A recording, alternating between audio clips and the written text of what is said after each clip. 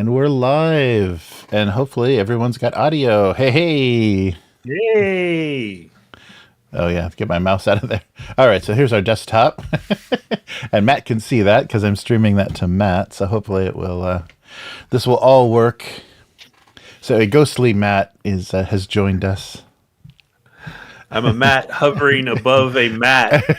Yes. Nice. So I thought we'd make up a little bit for yesterday's unscheduled or unannounced schedule change. And I don't think I can do that because I realized I had no energy left. Because I was working all morning, and so by the time I got to recording, my brain was just fried. I was having trouble reading. I couldn't remember what we were doing, and it was much easier because I used to do my cartoon stream after I would work, in the morning, and I had the energy to do that. But I could caffeinate myself a lot more back then, I think. Now I just get goofy. But all right, so we're all set. So mystery stream. So what is it that we're looking at today? I think a few people know because I spoiled it when Matt wasn't around on one of the streams. I think I spoiled it, but let's take a look. So this is a game that I thought we should look at. It's by a scrappy little company. They're just trying to make a buck. They're trying something new. Going to do a little sci-fi. They're more known for fantasy. And they've dabbled before, but this is the first time in a long time they've really said, okay, let's do this for real. And it's become a whole multimedia kind of thing. They're going to do novels and a video game and all kinds of stuff. Yeah, so it's going to be a pretty big undertaking. And of course, that Watsy thing, is it? Oh my God! How did you guess? No! Exodus is here. I wondered how long it was going to take Matt to figure it out.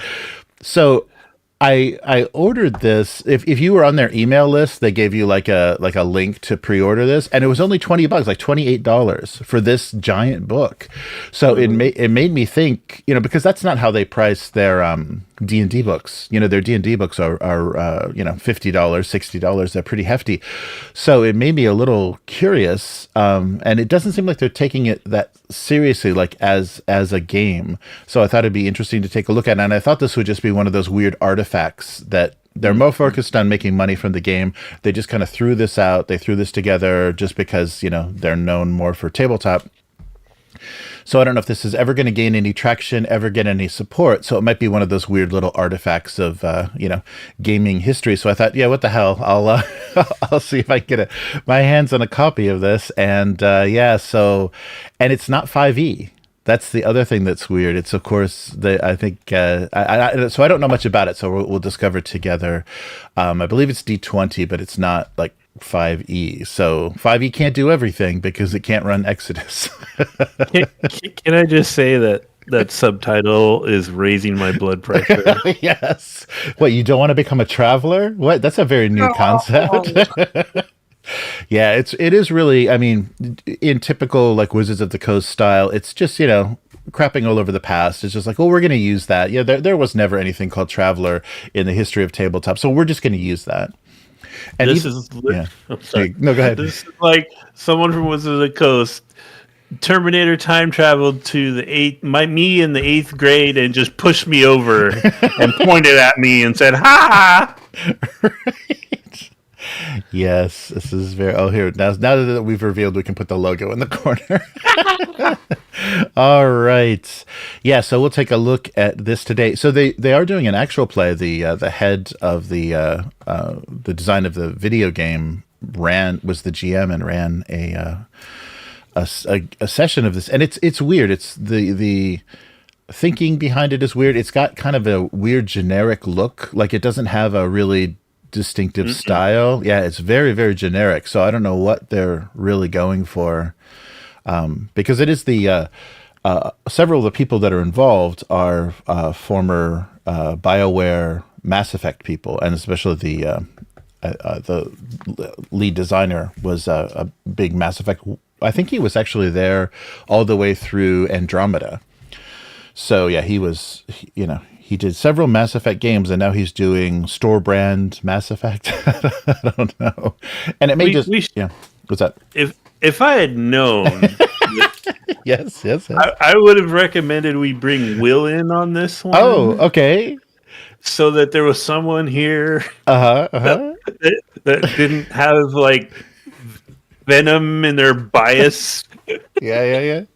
Well, we can bring. You want to message Will, see if he's available? We can bring his voice in because if he jumps in on the call, people can hear him.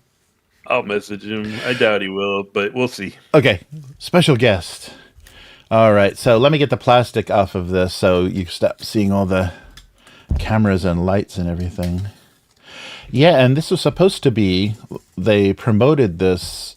Trying to just get your email address, promoted this as the special Founders Edition of the book, and it does not look like they did anything special for this. It's a very default setting. I guess there's a little spot UV coating. The logo's a little shiny, but their mock-up for this was like, Founders Edition and, had a bunch of extra stuff. This looks like just the basic rule book. All right, can you see that? So you can become the traveler. So 40,000 years ago, humanity constructed a fleet of arc ships and fled the dying Earth. Traveling near light speed, these ships were capable of crossing vast distances with the span of just a few generations. They sought only one thing: to find a new home among the stars. Many of these ships were lost in the void of space, and the fortunate discovered habitable worlds in the Centauri cluster. So over the course of 25,000 years, these human settlers have flourished and evolved into thousands of alien creatures. Oh, I think we have a guest. Oh, hey, who's the guest? It's Will. Hey, it's me. Hey, Will. All right. We need something to represent you. Should we get a silhouette on the phone or something? Hey, Will. Nice. Hey, what's going on? So look at what we're doing today. Wizards of the Coast. They're doing sci-fi. Look at that, would you? So can you see the window with the desktop too on the call? Yes. Okay. Yes. Good. There we go. All right. So yeah, you see it real time. I needed you here, Will, to be the unbiased voice of reason, so I don't lose my shit. All right. Yes, so we fled the dying Earth. Okay, yeah, so humans evolved into thousands of alien cultures and advanced civilizations. They are known as the Celestials. There's a lot of problems with the naming conventions in this game already. I think Exodus was a bad choice. I think Celestials is a bad choice, but we'll talk about that later. You need to patch his audio in, or is he good? Oh, he should be coming in on your same channel. Oh, okay, cool. Yeah, you're there, right? Will? Yes, I am still here. Yep, Sorry. Yep. I'm just stunned by the beautiful art on the back of that book. Look at it. Nice. Isn't that nice? Kind of brown, and there's a planet, I think, over there. That's beautiful. And a dirty little city. Yeah, that's nice. All right. So, but lost arc ships carrying humans from the 23rd century continue to arrive in the cluster even now. Upon arrival, the passengers of these ships are assigned protected worlds where they take shelter from a universe that has long since left them behind. They are relics of a bygone era. So living in the shadow of their own legacy, they have no future. In the scheme of history, they will almost certainly be forgotten. So use this book to build your character and explore the world of Exodus on your path to becoming a traveler. So this is a companion to the Exodus Encyclopedia and Exodus Chronicles of Malayu. So I guess they've already intended to support this, so we'll see if anything else comes up. So Will, this is just to kind of restate, this is the pre-order. If you gave them your email address, like back when they first announced this, they sent you a special link so you could pre-order this book. It was supposed to be the Founders Edition, like the early access special edition. It doesn't appear to be. It looks like just the regular old. There's no barcode on it though. That's the only thing. So it's not. This isn't the exact version that's going to go to retail. But that's the upgrade, is the lack of barcode. So the art's beautiful. Yeah, you can see the whole little dirty little city. But they've released a novel. They got a a sci-fi writer do like a 900-page novel or something. There's a pretty significant, but that was all early history.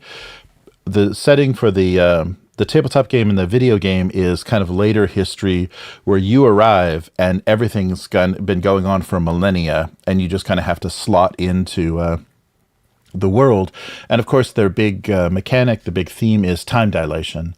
So anytime you try to leave your system or go do something away from the home world that you were, provided or stationed on, everything moves ahead dramatically while you were gone. So anybody you don't take with you on your team, they're dead. They're going to be ancient by the time you get back. So let's take a look and see. Yeah, so and this is Archetype Games. I'm not sure if we've gotten a release date for the video game, but this is all early. This is the kind of early thing they did for tabletop. And this is Wizards of the Coast going back to sci-fi. They already own some great sci-fi properties, but this is what they decided to do. All right, shall we begin? Oh, not even end papers. This edition is not so special. It's really a lot of. It's nothing. the void of space. Look at it. Right. Yeah. It's so evocative. I can feel it. All right, here we go. And the artwork, it's really generic. Like, it doesn't have a lot of personality, and maybe that's intentional so that it can, be boundless and not make the players, think in a certain style, but it is very generic in what they're doing. Are there human artists credited? Yes, I believe so. Let's take a look. Oh, yeah. We've got a ton of interior illustrators. Yeah, they didn't say anything. We'll kind of figure out for ourselves. Printed in China too. So we got this out right before the tariffs. Oh man. Yeah. So the project lead, James Ohlen, is from BioWare. So he's the one that was running the Actual Play series that's on the website. And here's your QR code if you want to link into everything Exodus. But they've got writers that already have the same sort of history. I think a lot of these people have actually worked together previously.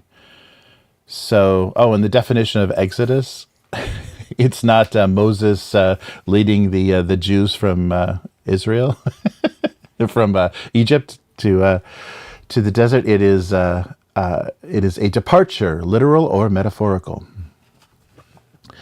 The cover, and I guess they are. Special thanks to Merrick Oakham for sharing his unique vision of Exodus. So I guess that's a special cover. So maybe that's there's only one. Yeah. Mm-hmm. There's only one L in Traveler there, so legally they're perfectly fine. Yes. It's not that pesky American spelling with the double L's. All right. So just a quick look at the contents. So it looks like we've got background for the Centauri cluster, the factions of the cluster, who you are. Are you a human or a traveler? Oh, yeah, I guess you're both. You're a human and a traveler. And the chapter 4, so playing the game. So, yeah, it's D20 tests, human equipment, celestial equipment. Then the Traveler Treasury, Traveler Dynasties, Anchors in Time, and then we'll take a look at our character sheet and everything. So in this setting, it seems like there's no alien life. There's just humans that have left and come back. Yeah, the humans that have kind of evolved, and they're calling them Celestials, which is, wasn't that what they called the Chinese in Deadwood? Because of the translation of China. So it's a little odd. The choices are all a little odd. Kind of open-ended and generic. So it's a D20 resolution, but it's not the D20 system?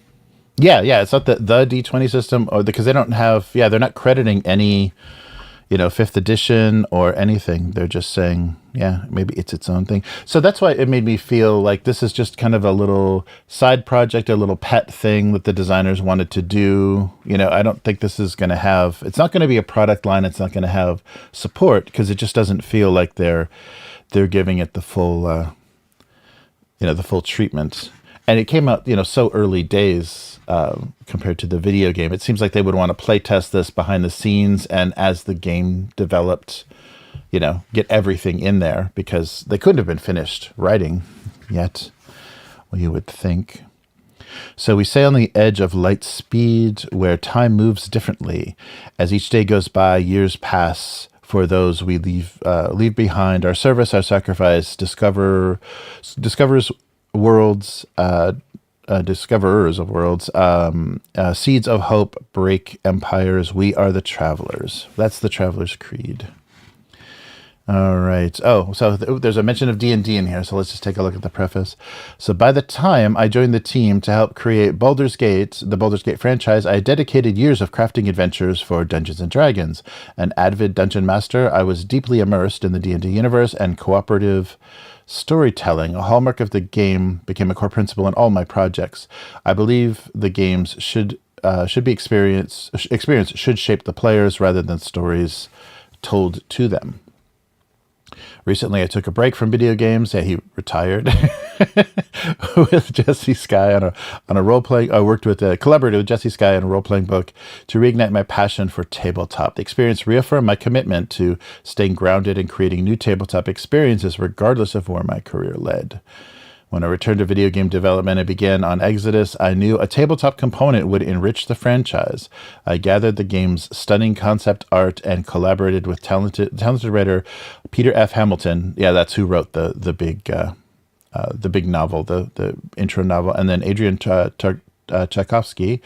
Initially, we used these materials as design guides to help us develop the development team embrace the dynamic world we were building together. Eventually, we decided to produce 3 tabletop books: The Traveler's Handbook, this book, an Exodus Encyclopedia, and the adventurous setting, The Chronicles of Milayo.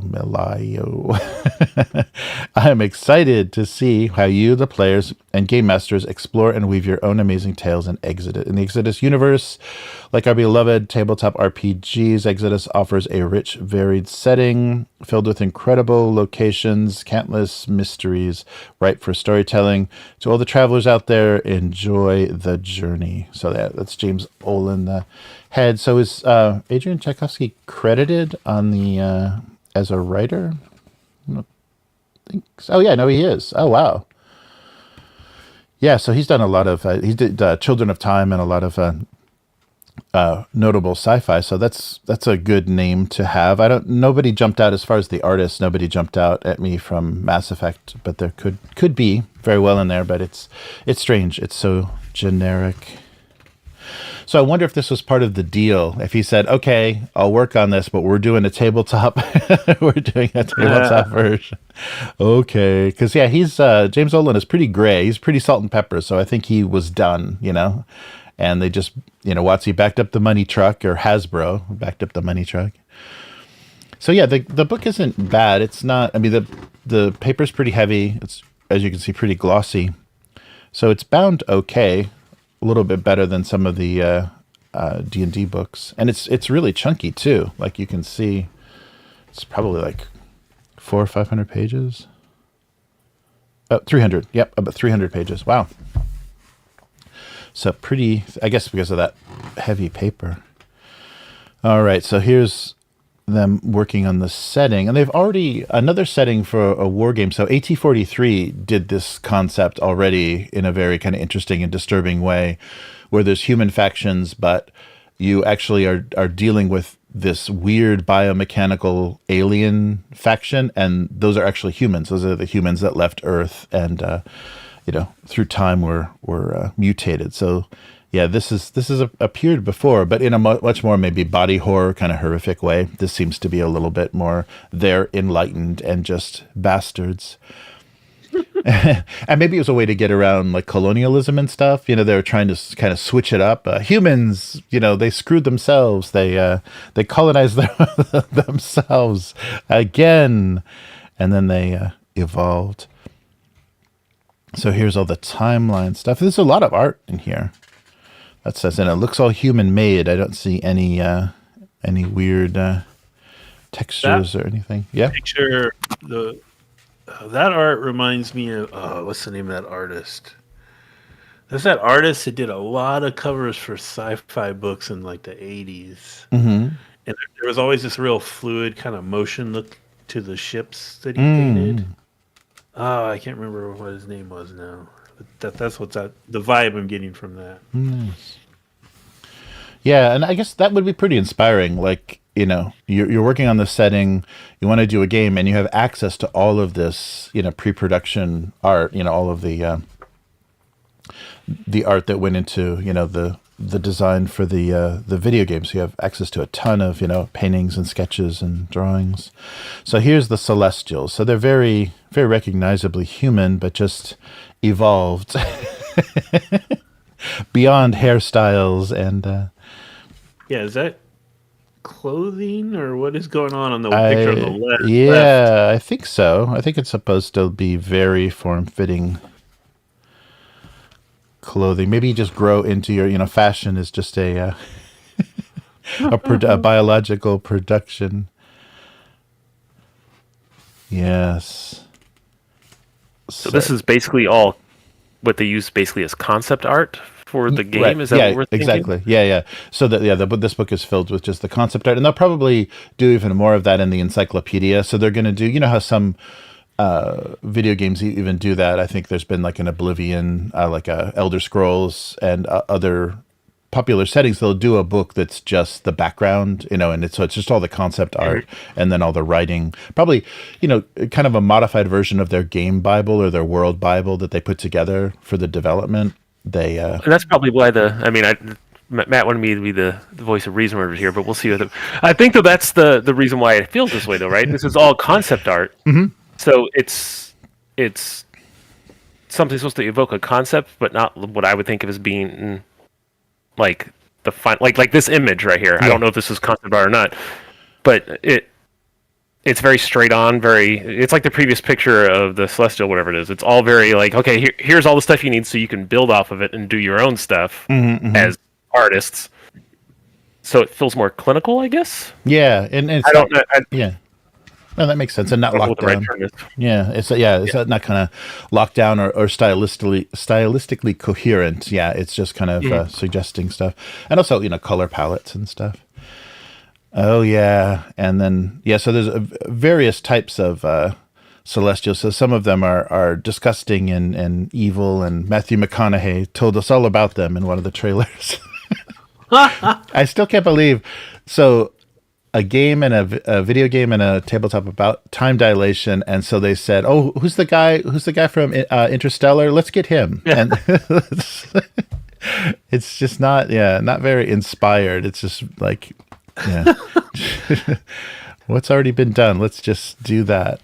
Because I originally time is a flat circle. No, we're not doing that one. We're not doing that one. Yeah. So. It's very strange because when I first heard his voice, I thought, oh, did they get like a sound-alike, narrator to do that? Because you heard his twang, his little accent in his voice, and it was like, oh, wait, though that is him. The more he talked, the more it was Matthew McConaughey. So they, just like when they got what's his face for Cyberpunk. Johnny Silverhand, Keanu Reeves. They paid, that was a lot of their budget that they donated to just an appearance fee for a celebrity that could have gone into paying for art and designers and all that good stuff. The Changelings. Yeah, some of those models look very just a creature from a video game you would shoot. They don't look real. Yes. They don't look real inspired. No, that's very true. Yeah, it is interesting what they're. Yeah, because it's the early rendered art, right? So it's like and not that it's poor quality design per se. It's just that it's not there to. It's there to give you a. What do you want to say? Like a mechanic of how the thing is, but not giving you the energy, like the soul of it, for lack of a better term. That's the wrong term, probably. But like, it's not evocative. It's not doing something. This is how we pose it so you can see it. That's how all this stuff looks. So it doesn't look bad. It just doesn't. it does look like it's concept art, Right. for lack of better. They just kept all the T-posing, out of the models. Yeah. They actually gave them a stance. Yeah. Whoa, big, gigantic. So remnants. So we've got changelings, and then we have this body horror, the Marayama, kind of their this weird body horror. So these are the different dominions. So the different evolutions of humans into these alien, unknowable forms. And I think you're right. I mean, because this is first and foremost a video game, so there's got to be a lot of stuff to shoot at. A lot of creepy stuff to come crawling at you to, wail away on or cast your biomechanical weapon at. Yeah. So I'm sorry if I missed at the beginning. Why did the humans change so much? It's because it was 25,000 years. Yeah. And I guess they're using the time dilation thing. So you're basically playing the people that just barely escaped from the Earth. Like you were in the B arc, the last the last ships that left. So we showed up late to the party. You showed up late, and everyone had already there'd been millennia of history and evolution, and things had changed so much, and you're just you're still human, and you're trying to figure out your place. Yeah. If that's an uplifted dolphin, I'm going to lose my shit. Oh yes, it is. It is. Oh God! Damn it. So long, and thanks for all the fish. Yeah. Yeah. So they have these awakened. So. And that was one of the odd things in the actual play. Is one of the characters was playing like an awakened pig, so she was wearing a rubber pig nose or something, of course. So yeah, it's like these. Well, I guess let's get their definition. So in the 22nd century, humans on Earth used rudimentary genetic engineering to enhance the intelligence of many of the planet's native fauna, creating what are known as the awakened animal species. So it's like bears with backpacks and dolphins with headgear, but they can function as I think in the game they're companions, but you may be able to play as them in the TTRPG. Oh, there's an elephant. Fun to play as a dolphin, just on a spaceship. Yeah, that'd be awesome. There was some other game that had uplifted dolphins in it. What was that? Started with a T. Oh no! Wait, yeah, was it an R? Was it an A? Yeah. Might have been a couple L's. Yep. Well, they got it all now. They stole it all. Yeah, so they didn't even have to. Wizards of the Coast didn't even have to acquire the property. They could just copy it. Just copy it. Yep. There's an uplifted elephant. There's another ship design. Well, that looks like a traveler ship right there. Oh yeah. Yeah. I'm sure a lot of the artists are probably fans. Living with time dilation. Yeah, it's really odd that they're leaning so heavily into this as if it's going to be a fun mechanic and not just troubling. And that makes the writing even more complicated for the video game, because you have to keep track of all of these threads and the effect, and then you also have to keep track of how long they were gone. The game has to do the math of how many centuries passed since you were last here. Yeah, and I can see that being I can see the time dilation thing as a way to make it so that you're always just a stranger in a strange land.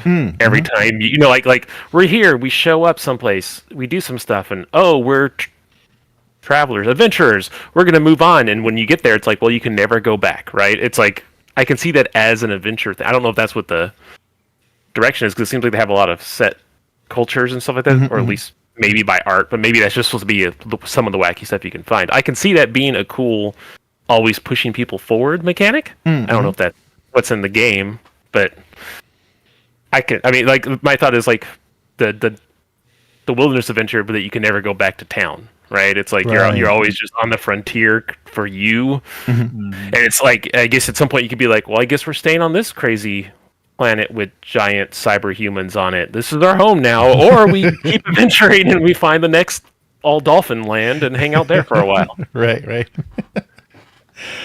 That would be it would be weird too if you're trying to do like a long campaign and at some point you players want to go back somewhere because then it's like it's a lot of headaches for the game masters because it's like we're going to give you all these different systems with these different types of humans, so presumably different cultures. But then there's going to be all this weirdness where you got to keep track of where in the time stream they are. And like that just sounds like a nightmare to me. Yes, but they got really cool watches to keep track of the time. Yeah, expensive watches in the far. We've been back to Dolphin Planet. Oh, guess what, guys? The dolphins are suicidal cannibals now. Right. Maybe there's some charts in here. And every time you show up at a system, you roll and it adds a new descriptor, and then you leave and you come back and you roll and you add a new descriptor. Probably not, but I hope so. Oh, this is a big old mech right there. Yeah. And a lady beat it with ski poles. That looks like it's going to go well. Yeah, some of the stuff. The inspiration is a little odd and obvious with some of these things. Looks like there might be some psionics going on in that picture too. But oh yeah. Lady's got a force bubble around her or something. And there's instead of doing kanji or cool Japanese letters, they did Braille because Braille's super cool in the future. That's weird. That was a weird choice. Did you guys watch Blind Uplifted Dolphins? Yes. Right. Did you guys watch the short on Amazon, the secret level? There was an Exodus short. So I didn't watch that. No. Oh, the Exodus one. So in that, it wasn't very clear. So they're kind of showing humans as, still kind of the self-serving, kind of greedy, culture that they've always been, the ones that just recently left Earth, because they're just trying to steal this, evolved alien technology. So they're just searching these relics. So a lot of people are kind of making their living jumping around to different systems and stealing things from, kind of like, temple raiding. They're going into these like abandoned cities and these ruins that contain these old artifacts, and they're reclaiming them for humans to use or just to sell. So it wasn't very clear, like your motivation. So are you all just going to be kind of treasure hunters, like alien relic treasure hunters? Is that the biggest motivation because you are so out of it? Like, and anything you can do is nothing compared to, the evolution level of the Celestials. Yeah, it feels a little odd, the humans just from Earth. And the whole concept of something having a value falls apart a little with if every time you go somewhere, everything's fucking changed. What you do is you put one space dollar in an account, and then you time dilate, and then you come back, and you live off the interest. Yes. Yeah, so you're human, so you're late to the party humans, a refugee descended from the passengers who arrived via the ark ships that left Earth. So you're waking up out of cryosleep, and then you're a traveler. So this is the mistake that Starfield made, immediately having this like organization of people, this secret organization that you have to join that somehow has funding, that somehow has a mission that nobody knows about or everybody knows about. So a secret society called the Travelers has arisen among humanity to forge their place in the cluster. So searching the systems of the Centauri cluster, travelers seek out extraordinary individuals to join their cause, like the Pathfinder Society, and their cause. So operating in the shadows, they pluck potential recruits from the backwater worlds and set them free to seek their destiny among the stars. Yeah. So I guess that's instead of an adventurer, instead of like, this is going to be your motivation. Well, yeah, it sounds like they're trying to set it up that it's what I think of as like a fantasy setting, just with spaceships and laser guns, right? Everywhere you show up's new.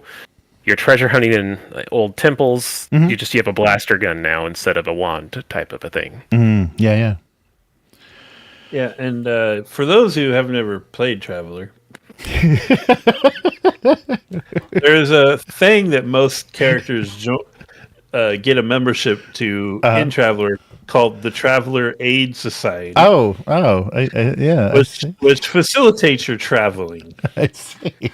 And I need to go take some blood pressure medication. But is it a secret society? Or No, it's a very upfront public thing. Well, see, so it's a completely different thing. So I don't see how what lines you're drawing here. In the far future, the Traveler Society went underground. So yeah, as the player, so they're just basically saying, you're explorers, you're recruited. You get your class from being a recruit. You embark on your journeys and look for Dynasty's treasures. When you return to your origins, decades or even centuries later, you find the world has changed. And you can continue to embark on journeys, and then you can watch your children die in front of you from old age. Let's see. A follow-up question. Yes. Does the secret society maintain continuity when its membership is constantly changing its time stream? Yeah, because they don't say, we have some technology where you don't age, or you're somehow special. Yeah, so the membership is just passing away. I bet you it's ran by an AI, and that's the through line. There's some computer somewhere that see, I have all those answers. Keep asking them. I got you. God damn AI. Okay, so an example mission in the game would be the game master tells the players a story of an exotic remnant world. The travelers know the world is dangerous, but the remnants that must be found that might be found there could help the player characters and their homeworld. Knowing their travelers may take them away for many years, the players have their characters visit friends and family to prepare for their absence. Oh my god. Really? It's like, that sounds like fun. Okay, when I get back, you're going to be 100 years old. So... Wow, yeah, the character then travels through a gate and departs on an exodus to a remnant world. When they arrive, they explore the treacherous landscape. Yeah, so it doesn't sound like they're going too far. They're kind of simulating what they thought the video game was going to be, just like missions. And so I don't know if this is really like a storytelling campaign. It's just like mission 1, mission 2. Oh, is it? I misunderstood. So are you going through like Stargates? Yeah, you're traveling. Yeah, you're traveling pretty far away. Yeah. They're you're going through gates. It's not just a FTL type ship that you're flinging off. It's like you go through some type of portal. Yeah, I think to reach some of these like extended parts where things are very different, or where these extinct cultures are. So it's a freaking Stargate, but it still has time dilation. They really wanted time dilation. Yeah, they really did. Well, they wanted an original thing, and they did it. Mm-hmm. Yeah, there you go. Yeah, so it sounds like the planets are just the kind of the dungeons of the game. Yeah. Yeah, that's true. Okay, so for character creation, name, origin, class, and then ability scores. So was this just a... So it's basically the 6 kind of standard strength, dexterity, constitution, intelligence, wisdom, and charisma. Okay, it's sounding like a D20. Yeah, right. And you assign... you assign the following scores. So they give you a stat line that you have to assign to those scores, ranging from 8 to 15. Interesting. So you're not rolling or anything. You're just using this 15, 14, 13, 12, 10, and 8 standard array. Standard array. Plug it in. Yep. And then you'll have the opportunities to change things, probably with origins and different stuff. You have an armor class, so you have hit points, armor class, and then your equipment. Well, I wonder if it's basically a 5e thing, right? But they just didn't want to attach it to 5e, so they didn't have to deal with whatever's I mean, this is Wizards, right? Who's the publisher of this? So they have an idea of what's happening with D&D. Probably years before they know what decisions they made years before we're aware of them. So maybe they're trying to make stuff that's the same thing but not have the name attached to it. Type of. Yeah, it sounds kind of like an SRD kind of thing, like. You know, like it's all recognizable, but you're not going to take very specific things from 5e, or I guess I don't know. Which is mostly like names of characters and stuff. Which obviously there wouldn't be a whatever they're called, Xanathar in. Well, I guess there could be. It could be an alien, but right. There wouldn't be a Xanathar or whatever it is in this Tasha and that type of stuff. So the name stuff is usually what they drop out of the SRDs anyways. So yeah, or like. They probably don't have the same like ability feat kind of names, right? Yeah, but most of those are pretty generic. So, I mean, I think that like even with Pathfinder, I think a lot of their stuff is similar. I mean, it's like cleave. You know, like how can you if it's a feat that you hit multiple things. Multi-hit. I mean, you know, like you can try to do some more stuff, or you use cleave. I mean, I'm sure that someone has tried to trademark all those things, you know, mounted combat, you know, things that are just statements of what they are. I don't know how that works in this case, but yeah.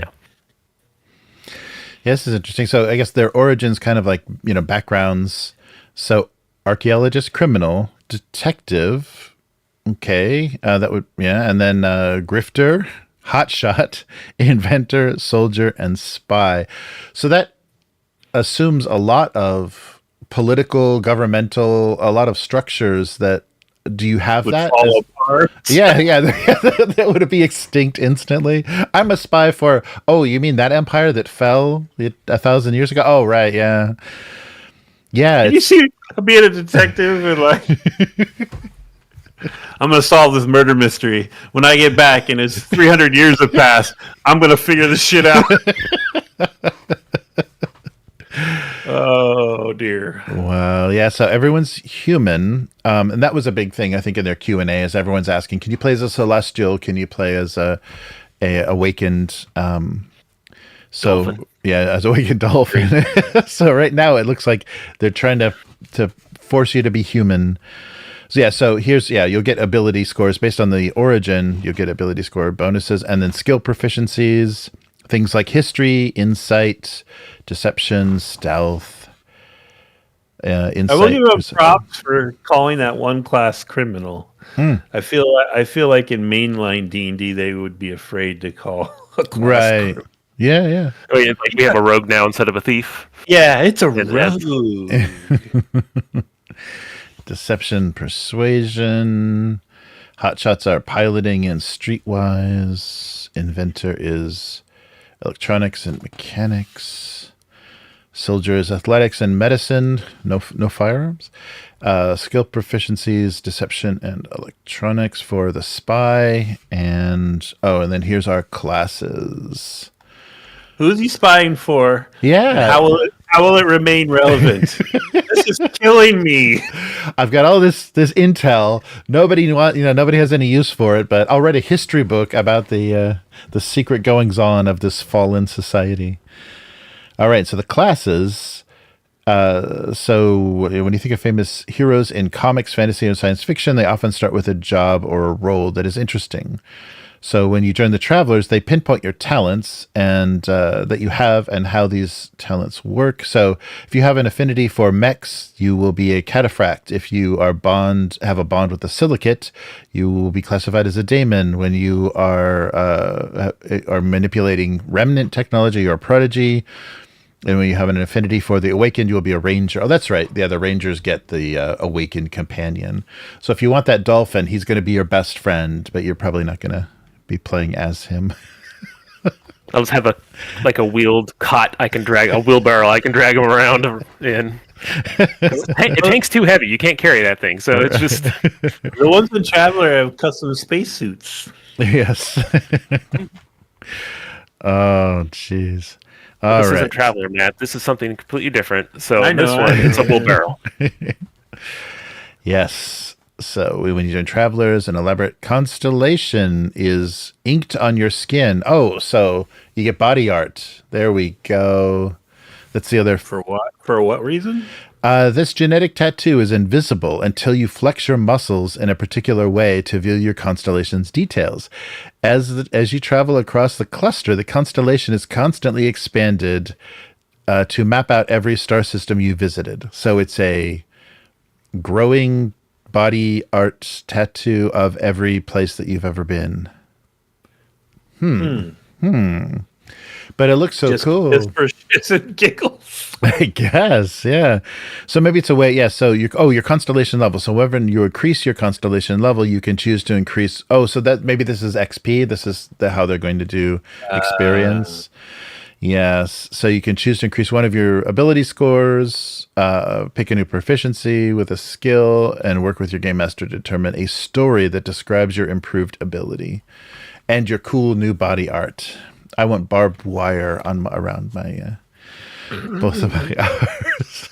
I want a sugar and a heart. I got this cool dolphin in a wheelbarrow on my thigh.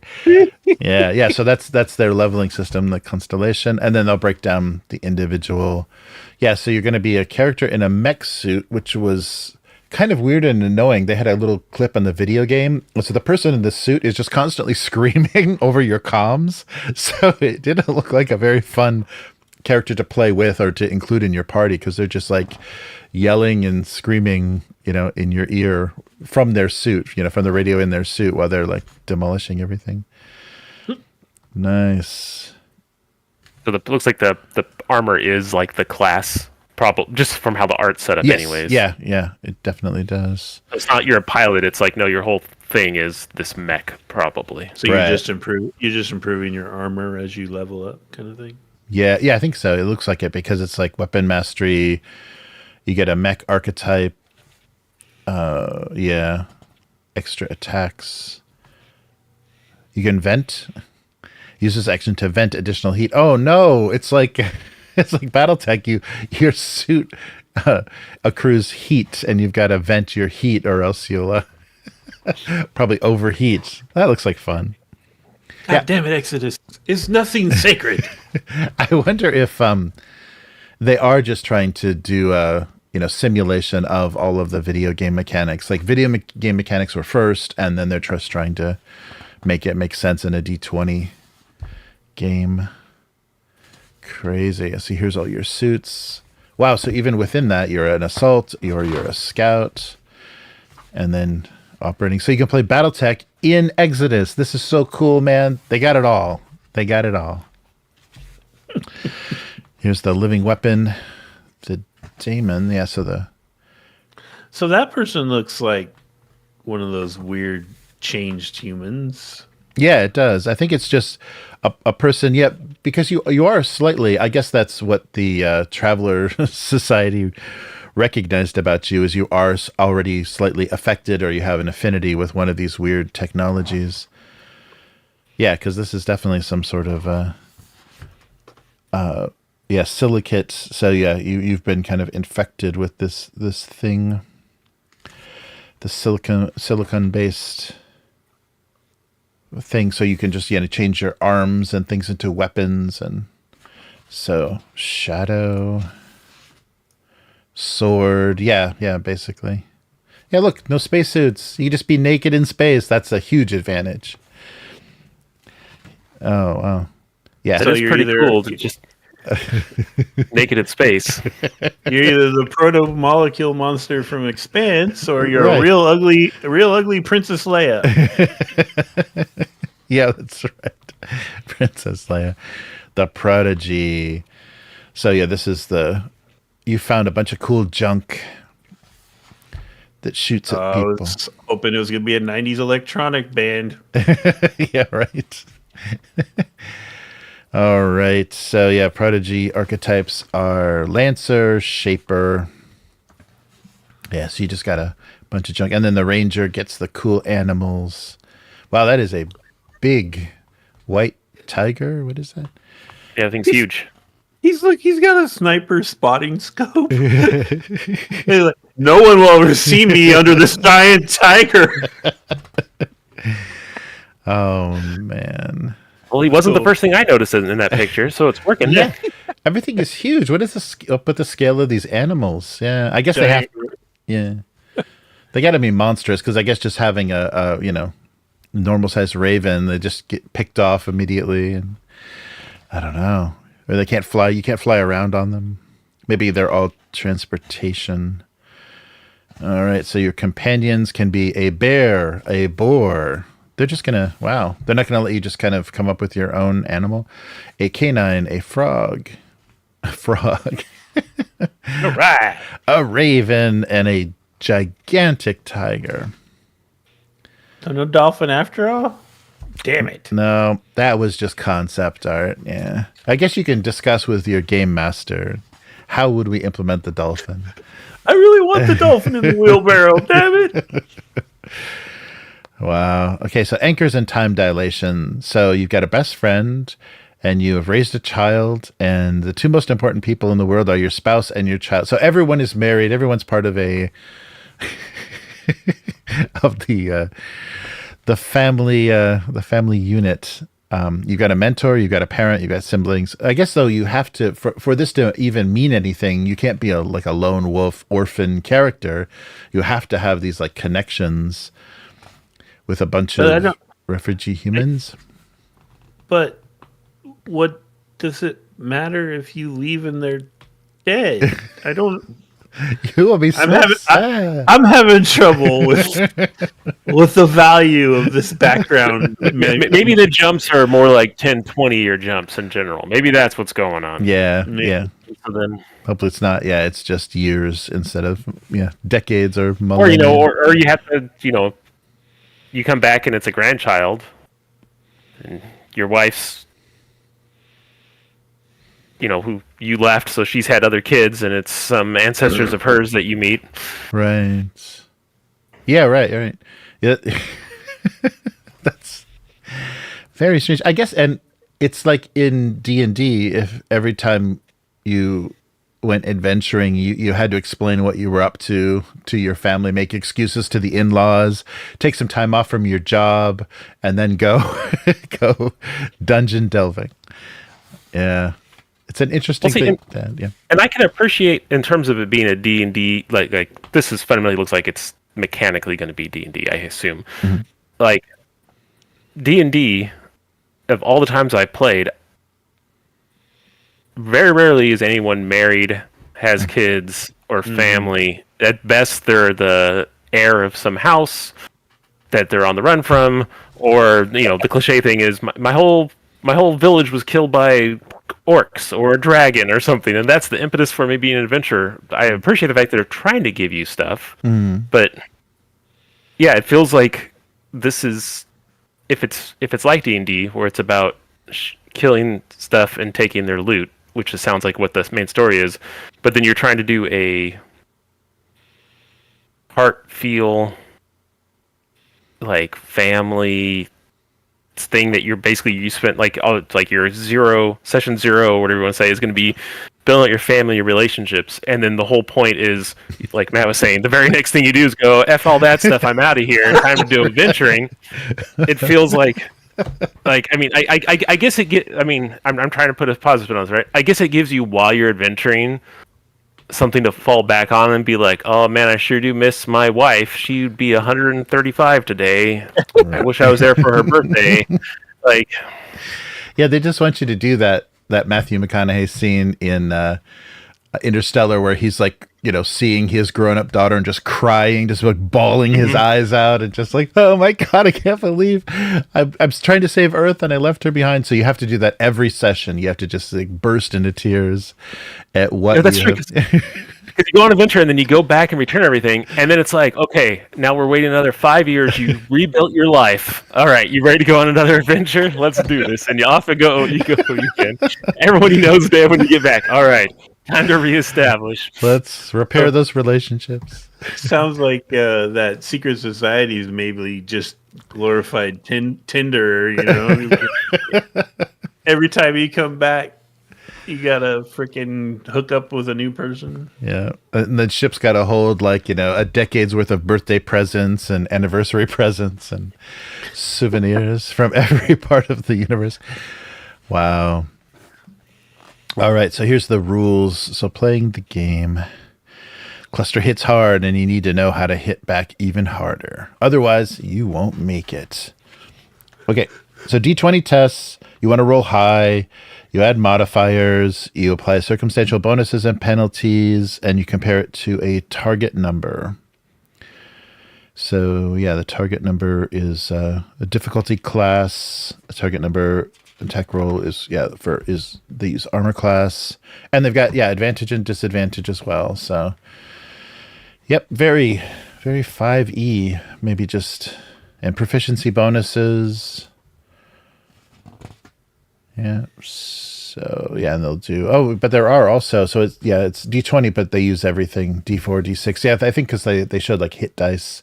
Yeah, they have hit dice for each of the classes. So yeah, you need the whole array, even D100s. Something I did notice looking back at it was everything was level 1 through 10 instead of level 1 through 20, which implies that you may actually, as someone who likes character development and design and all the mechanical stuff, you may actually get into your character in some sessions and actually advance it and not be like, oh, there's this cool thing I'm going to get at level 17 that I've been dreaming about that's never going to happen because that's 35 years of play. You might actually get close to capping out characters and getting through their character class advancement if that's what drives you for these games. So see, positive. That's a positive thing. See? That is. Yeah. Yes.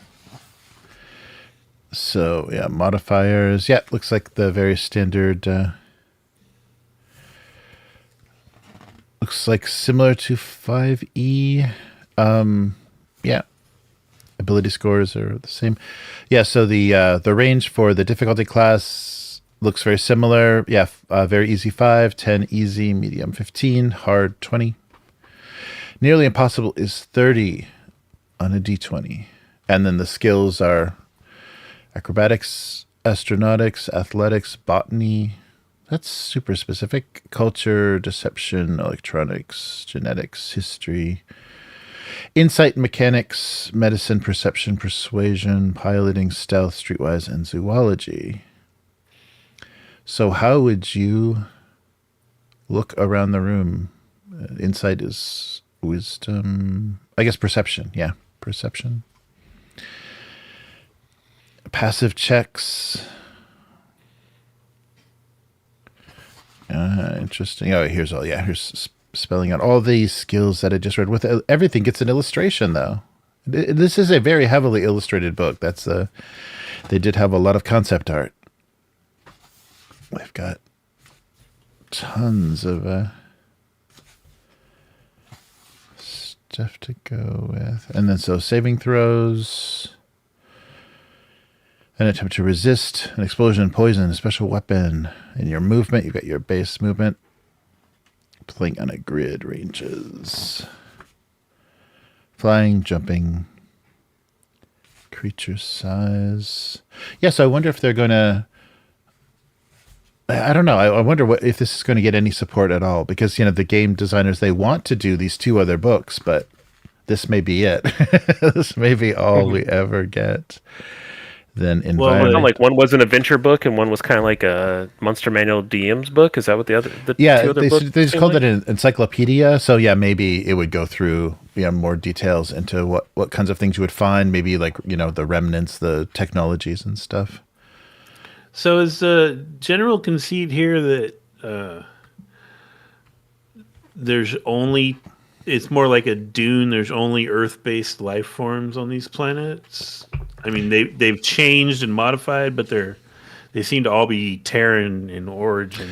Yeah, it seems like everything that they're showing, it doesn't look like there's anything crazy exotic. I guess though, some of this early stuff, some of these, some of this stuff was a little more alien and monstrous. Is that alien though, or is that just the weird changed people? Yeah, no, I think it is just it is a ghost. So civilized worlds. So ghosts aren't sentient. They are capable of complex thought, but they aren't self-aware. So these are some sort of hive mind creatures. Yeah, so these are some kind of genetically. These were built by the Celestials. So probably from Earth human DNA and octopus. Yeah, so there doesn't seem to be. What I guess whatever they found on these planets, all those millennia ago, they've already conquered and subjugated and drove to extinction. So, maybe it's all just human touched, human based. And look at a giant mosquito. You could have a sentient mosquito follow you around. That's rad, right there. It kind of looks like. Is it like tied into a blood hoses on her? Oh yeah, I think so. Yeah, right. Wow. Okay. Source of hit points. I can never die. Resting. Oh yeah, so they've got the short rest, the long rest. Very D&D. Combat's got initiative. Has alien gun muzzle flash. All right. Yep. We got that. We got the crab claw energy weapon. So establish positions, roll initiative, take turns. Begin the next round. So it sounds as exciting as 5e combat can be. There's definitely some of the models give me a Halo vibe for sure. Oh yeah. Yeah, it's just this weird kind of generic-y thing. Like there wasn't. They didn't. Terminators. Oh my God! There's Terminators. They didn't lean heavily into like one artist style. Like there doesn't seem to be like an art director or an artistic lead. It's just everybody is contributing this very generic. Well, yeah, I mean, especially again, concept art, right? So like, who knows how much of this was actually 100% used, or they use it and then like, hey, do this, but make them look less like Iron Man Terminators and more like this when they did it, and then it's the art they had, so. Yeah, that's very true. Because this book has a ton of art, and I would argue that none of it is technically bad art at all. No, it's not bad.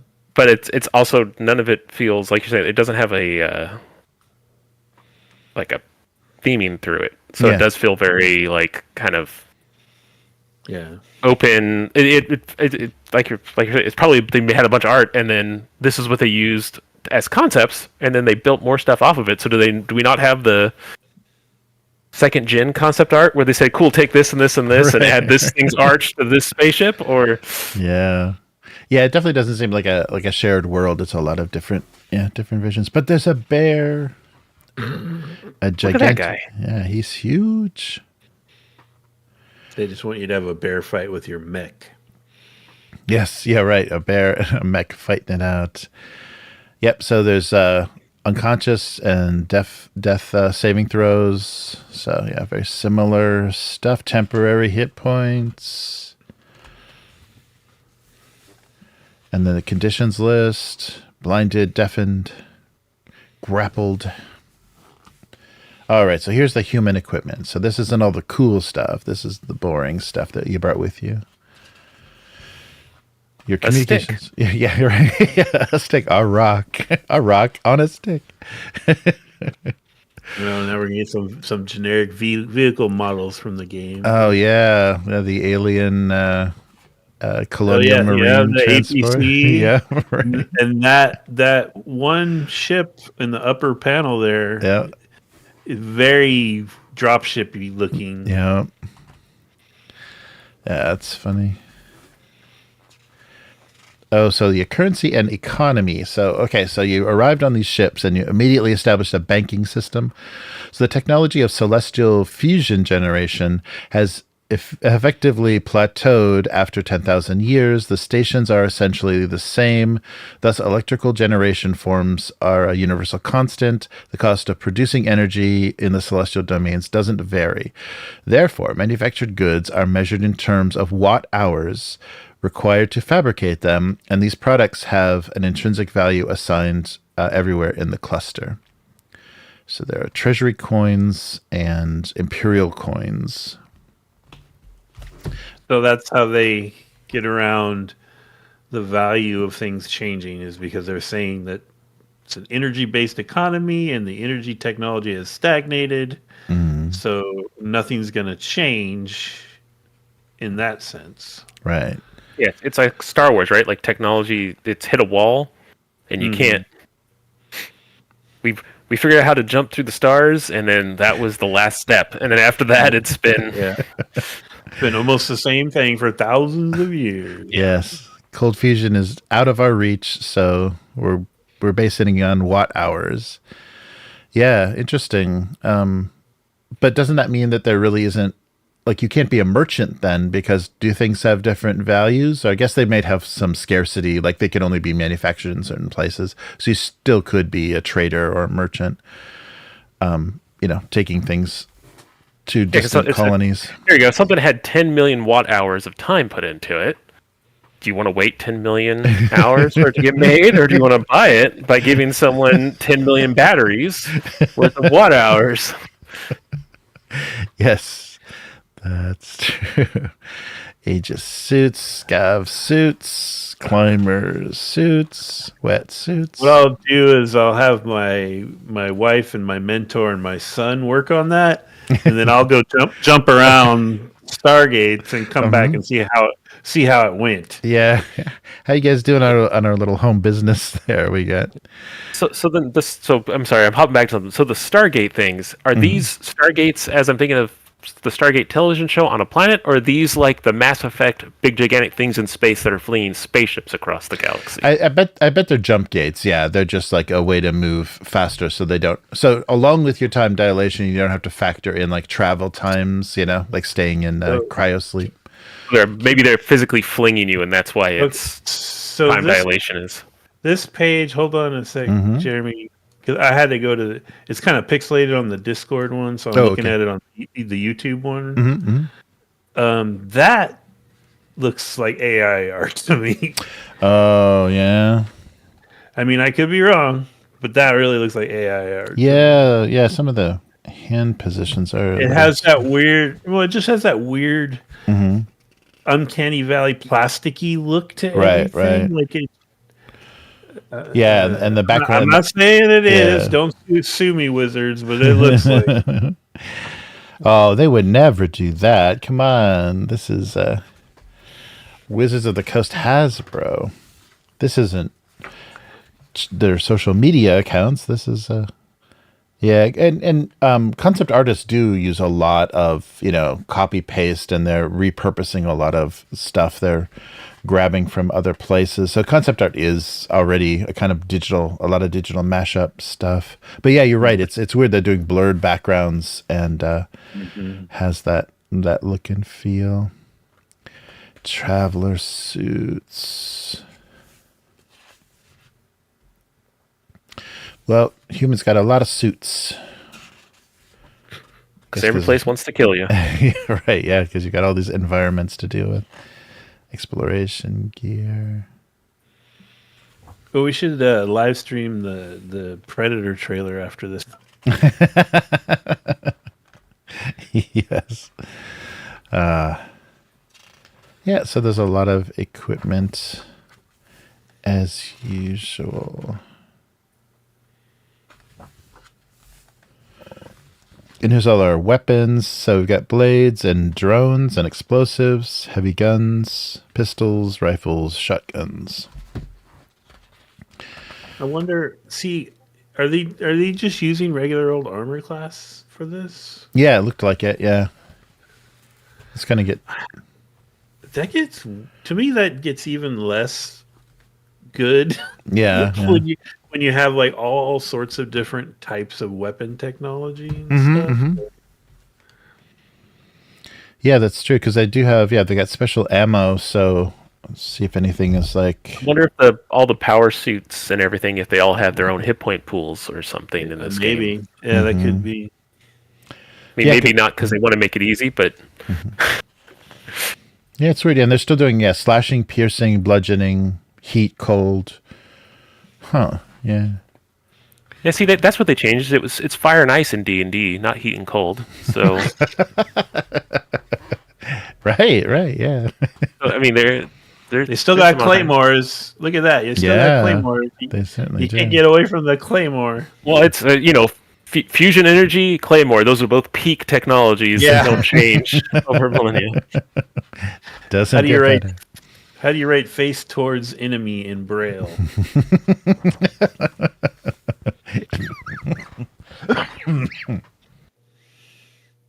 Does that gun have legs? Yeah, it's maybe it's a sentient like P90. So. That's cool. Yeah, I think it may. Yeah. It follows you around. Yeah, the one at the top. Yeah, it actually has little. Like, these guys. Oh no, that's terrible. But then, why bother? I mean, I guess it still looks like a gun, so you could pick it up and use it if you wanted to. Is that what? Look to the left of it. It's the same gun, just it's flipped over. So it's instead of it's a mod you put on your gun. You can shoot it, and then you flip it over, and it runs around and shoots for you. And you can pull out a second gun and keep shooting. Yeah, a drone carbine. Yeah. It's a variant on a standard drone, but it's equipped with retractable legs, and it's a gun. And it's adorable. Yes. Give me our carbine. Wow. Can have all kinds of stuff follow you around. Wouldn't you want a flying gun? I don't know. Yeah. Wait, there's one. I would want a flying gun, yes. Yeah. There's one on like a mono wheel up there. Oh, yeah. This guy, yeah. Yeah, a BB-8 gun. That's even the right color. Yeah. That's your little cute Star Wars gun. Yeah, these are all drones. Another drone gun. Lots of autocannons. Well, we know that guns in the video game will look cool. They're all here. Shoulder-mounted drone gun. All right, look at that. Oh, what is this? Self-propelled grenades? Grenades that have a... It's like a guided grenade. That's funny. Nice. Yeah, Taurus grenade, sometimes called thrust busters. Modified grenades with several propulsion jets to increase range and accuracy. All right, now here's the wacky stuff. So this is the advanced human kind of alien technology. Oh, there we go. Your extra arms. Yeah. Jet boots. The most advanced technology. Those jet boots. Really, glasses. Pants. Yeah. A nice waffle tread on your space boot. Mm. Oh, rat armor. What? I don't know what that is. It's all original ideas, and you said that they were copying everybody. Who else has armored cyber rats? It's a good rat. Yeah, good rats are awakened rats with internal cybernetic enhancements designed as counter electronics. They use a hologram to camouflage themselves from visual sensors, and then their task is usually to seek out and eliminate hostile drones. So you got good rats to kill your drone guns. So it's a little cyber predator rat. Yeah, that's right, predator. You just see a shimmer, and then your drone deactivates. And then you hear a squeak right before your drone dies. No. Celestial guns are blue. There we go. Yeah, I wonder if they do much to flesh out it's just, mysterious, ancient technology from extinct, evolved human alien cultures. Yeah, swords and... Oh, that's the thing from Star Wars. The locator. Yeah. The what do they call that? The Sith thing. Sith holocron. Yeah, Sith holocron. Yeah, there you go. Yep, gotta have those. Yeah, more bio. Oh, there you go. Plugs right in. That looks comfortable. Yeah, that's a radical hair. It's a U-Buster. It's a blade, a 6-inch disc with a trigger handle on the back. And while it can be used as a blade, its intended purpose is to take control of an opponent. This requires you applying the U-Buster to the target's head and pulling the trigger. before the victim jerks free. To do so, use a bonus action to make a melee attack with disadvantage, and then you control them because you stuck this big old thing to their head.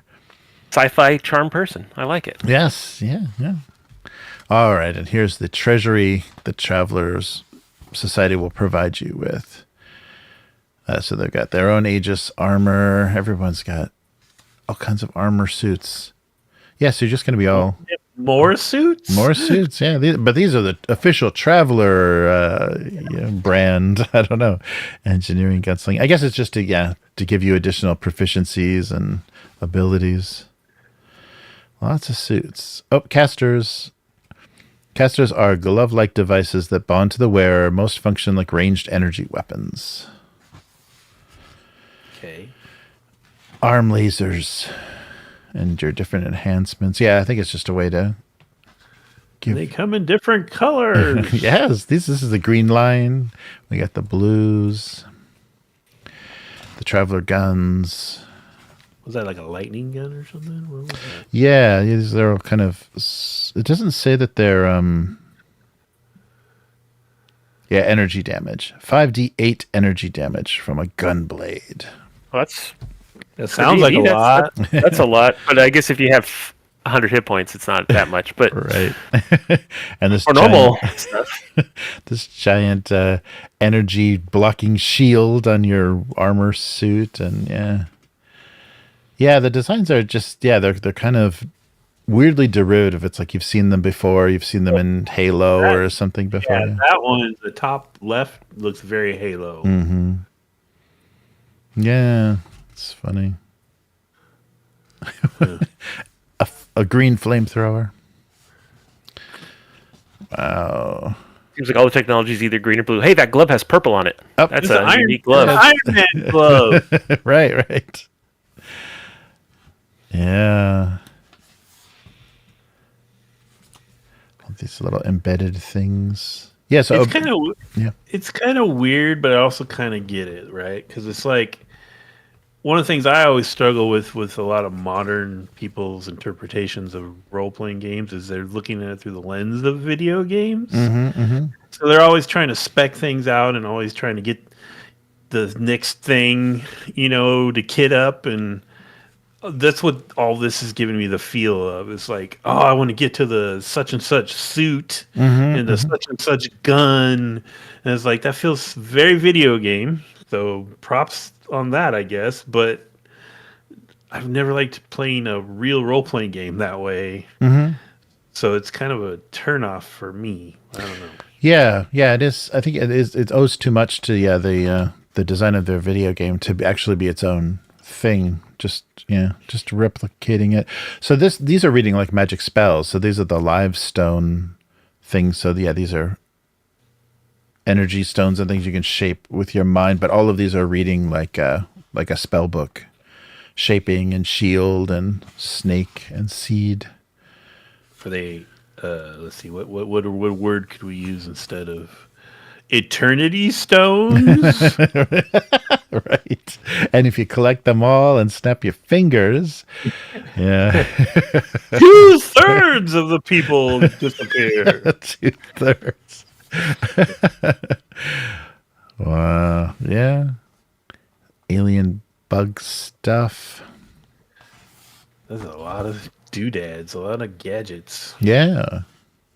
I wonder if these, they probably have to have so much more in a tabletop RPG than they actually have to have in a game. You wouldn't have access to so much. Swarming bugs. All right. So here's our traveling the stars, so our ships. Fuel. So the ships are using helium-3. Oh, they're fusion generators and helium-3. So we're still using watt hours for fusion. Antimatter isn't permitted for planetary use. So you can't use your antimatter drives anywhere near.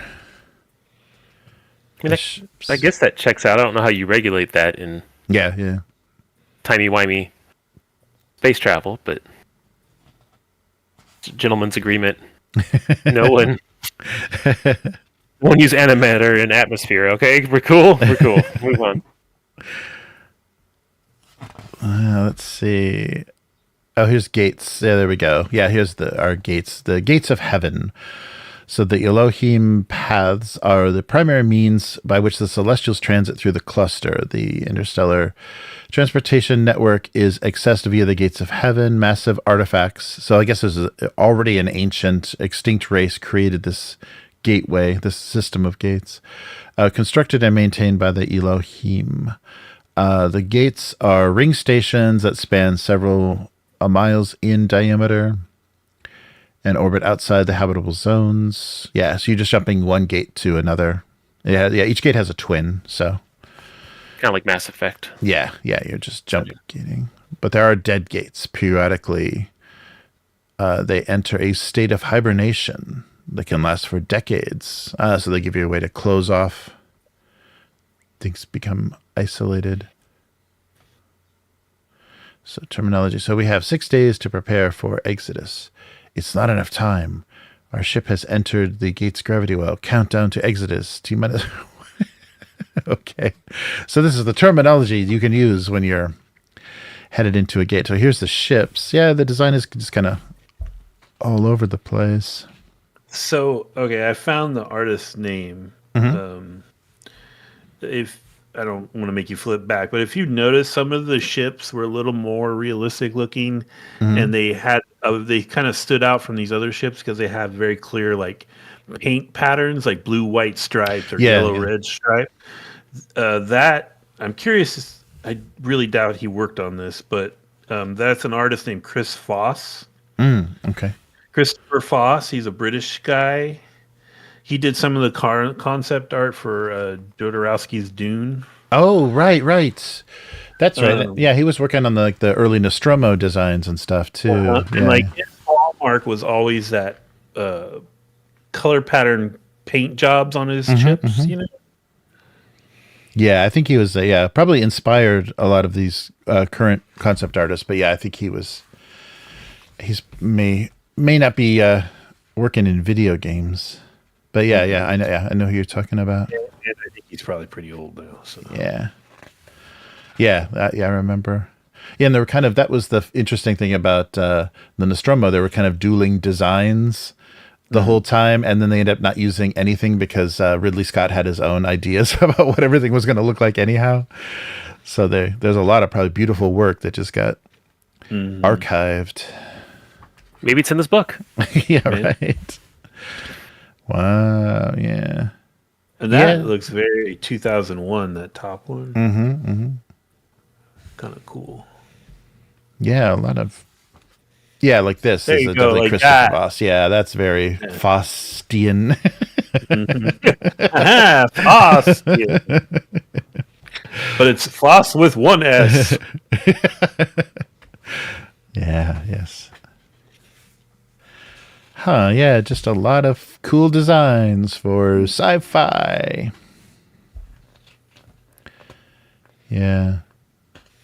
And I guess we'll see in the game what's more the standard. Oh, yeah, this kind of design, that's very much the arc ship. So I guess this is what you arrived in. Yeah, really leaning into his style.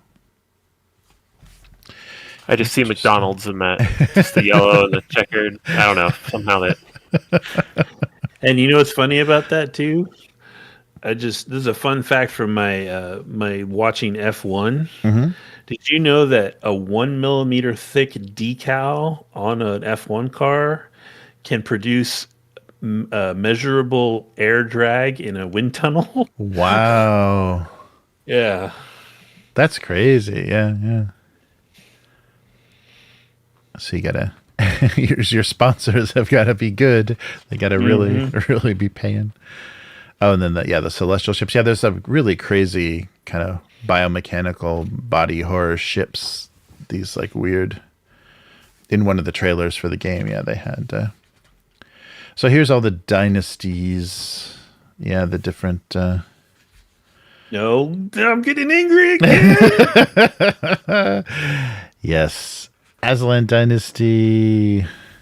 So, again, for the people who have never played Traveler, there is a alien species known as the Aslan, who look kind of like lion men. Nice. But are they griffins? Because that's what that is. So, well, it's lion derived, right? I don't see it. I don't see it. Danisco info.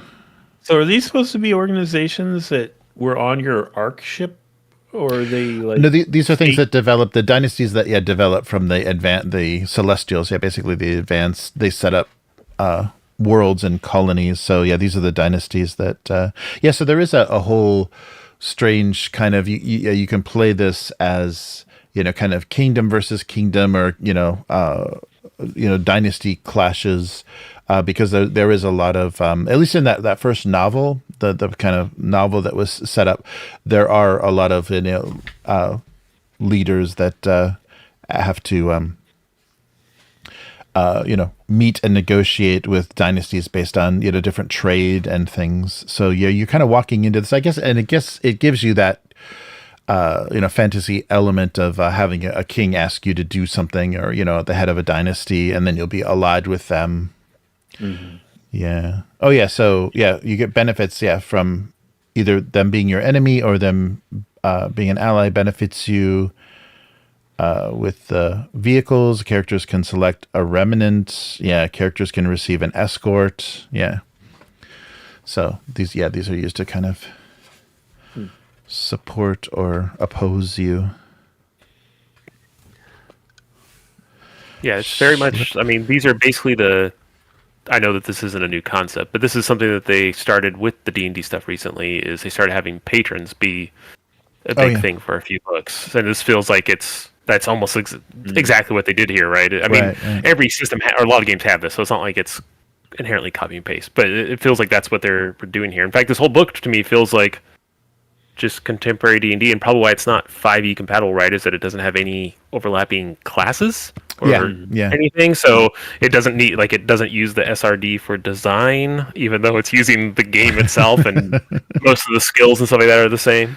Right.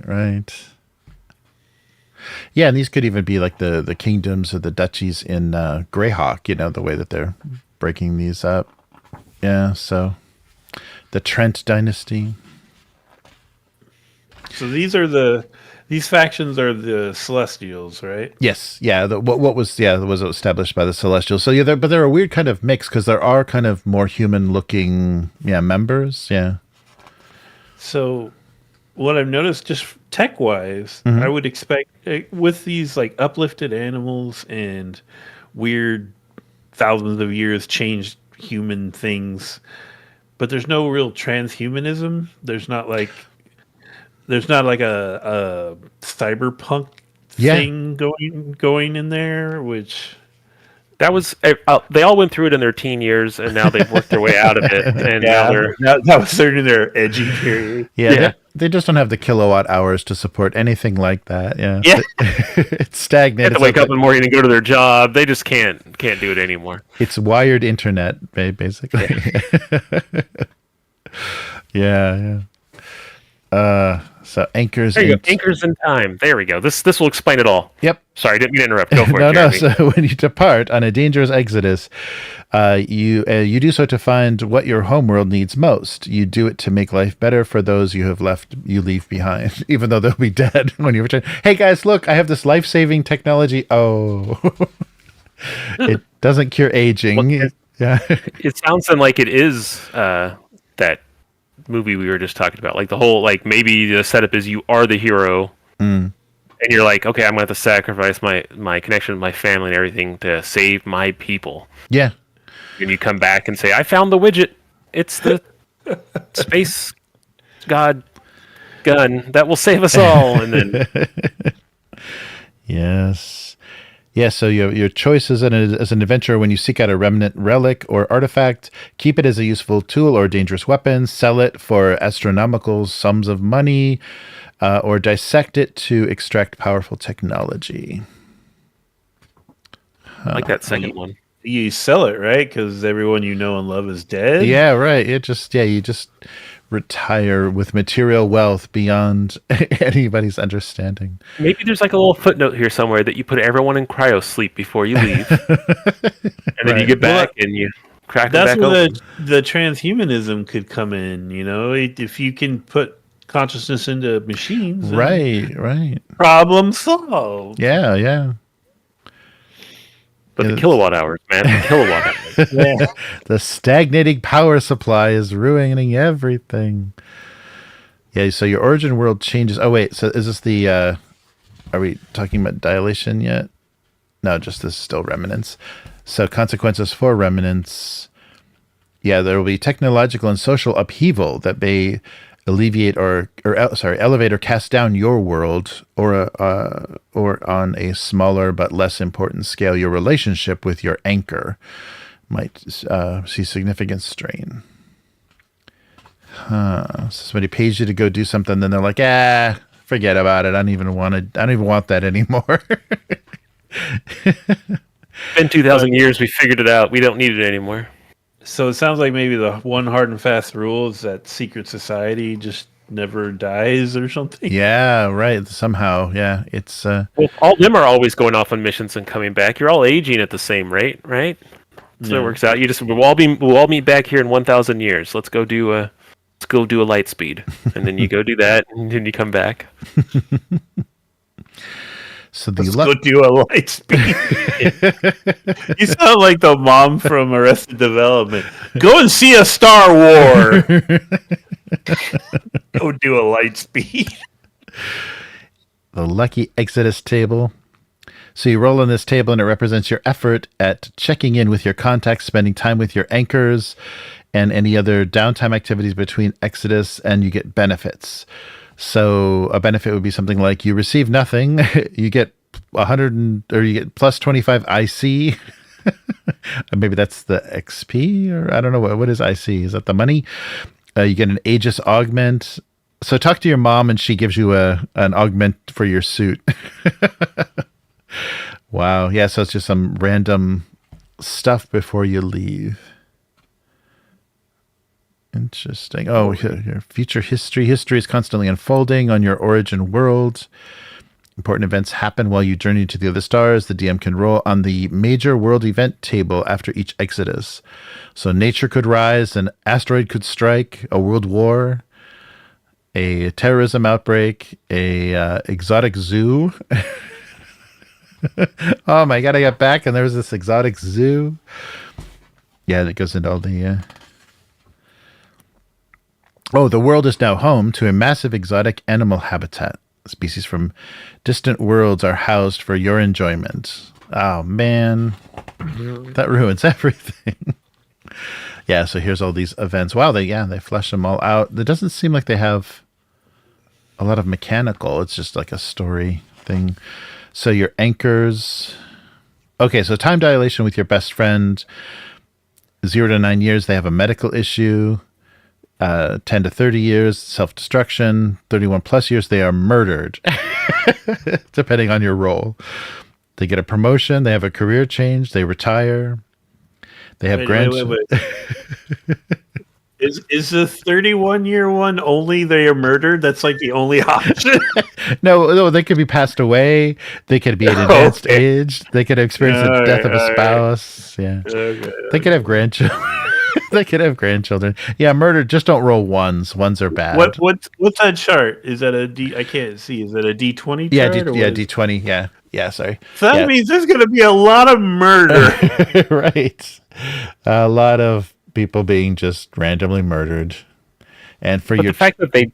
I'm sorry. But the fact that they actually do have lesser... Okay, I'm trying to like not just poop-haw everything, right? But apparently, there's concepts of this that you'll be gone for less than 9 years, right? So, but that in mind, it means that usually the stuff is probably like you lose a few years of life and you come back. Yeah. As opposed to what we originally were thinking, what you're leaving for like 2 centuries and everything you know and love is gone. This is like the things you know and love have moved on a bit and you come back and you're trying to readjust. I can see that being an interesting setting mechanic thing. It's just I think what's going on here, it's probably what a lot of what I think that you guys maybe feel even more than me, but I feel too about like the D&D thing. It's the current thing of this really.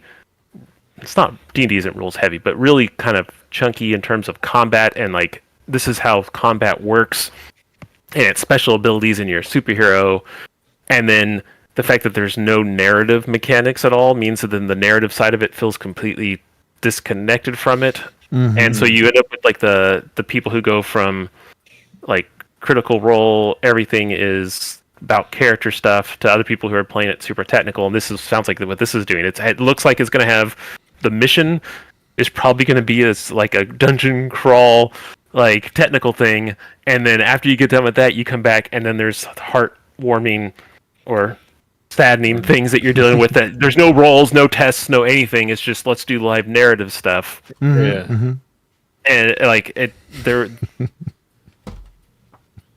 it seems like that's the direction that D&D has gone, like with the contemporary audience. So I can see that that's what they've kept in continuity with this. With the same mechanics. There you go. That's what I want to say. And look, those ladies have energy scimitars. Yeah. But they can like put them. They can put them point down though to put weight on them. I don't. Yeah. Interesting. Yeah, that's true. They're using them as ski poles as well. You just don't roll a 1 after 30 years because everyone is murdered. Yeah, that's pretty much the result. Your children, your best friend, your parents, they're all murdered on a 1. That's funny. So that looks like straight up video game. Yeah, I think this is. Yeah, I think this was from the one of the trailers. Yeah, and this first trailer that they showed, it was very Michelle and Barack looking. The couple that like got separated in time. It was like, is that intentional? Is that intentional? It looks really. Yeah, it looked really funny. But and they try to suggest this because I think this is like the same character. Like they showed a character aging in one of those shorts to try to give you the sense of the time dilation. I mean, I guess again, I'm going to take a tack from Will here and try to be positive.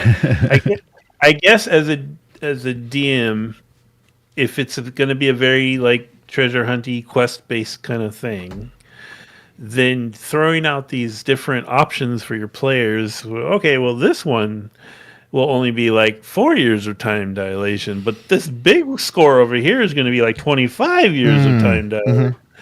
So then they have to kind of like weigh the sacrifice involved, you know. So that could be interesting. I gotcha.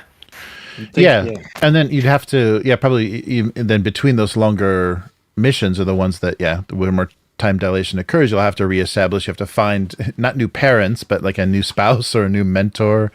New relationships, because do that too often and just everyone is gone. The two most but I also wonder if it's supposed to be like like the fact that there's 10 levels in the game, which is, I mean, D&D has 20. It's not like you only ever play, well, rarely have I ever played D&D more than 20 times in a row, honestly, before we bail and we do something else or we restart. But it feels like if you want to think of it like kind of normal stuff, it could be like every one of those. I mean, I don't know how they present it here, but every one of those could basically be a mission, right? You did a mission, get a level. You did a mission, get a level. So it could be like, okay, you're going to go on these 10 missions over your lifetime.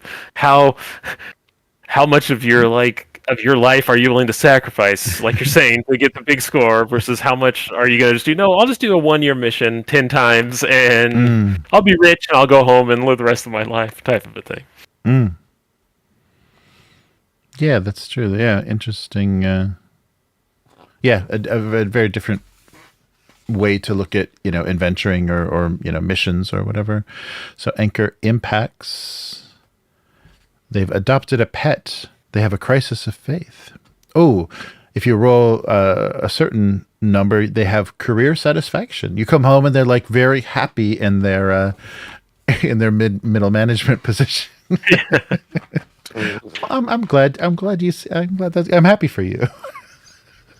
Not always drama. That's nice to see. Yeah, right. Wow, you've been paid into that 401k with the kilowatt hours. Oh, this is great. Oh yeah. Okay, Carolina just mentioned something in the chat. What about an interest-earning savings account? It would get crazy. Yeah. Have they abolished interest?